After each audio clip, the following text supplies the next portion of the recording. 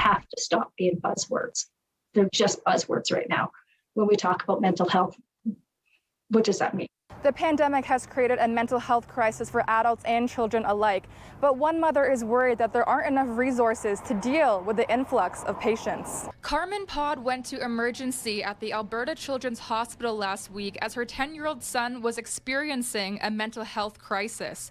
Little did she know she would be there longer than expected. It ended up him being in bed in the room now for 7 days, 6 nights in emergency, because there was no beds available in Calgary. To her frustration, Carmen took to Facebook and shared her experience.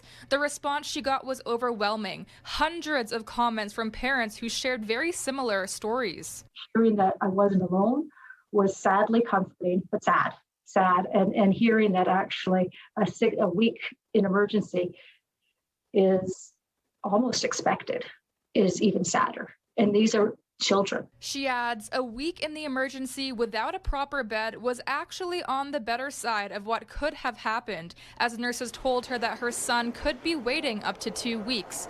And when she looked at the comments on her Facebook post, 2 weeks was the wait time for many other parents. The volume of people calling in has just blown up.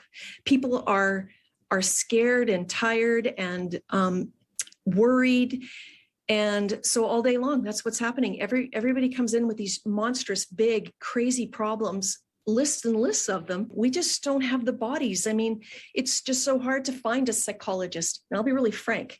There are psychologists out there, but they cost money. Now, if you want a psychologist or a counselor that's paid for by Alberta Healthcare, well, there just aren't that many of them. Carmen says although the wait time was horrible for her son, the healthcare professionals she encountered were amazing and doing the absolute best they could with what they had, as the mental health wing is currently under renovations. Like, I don't have a bad thing to say.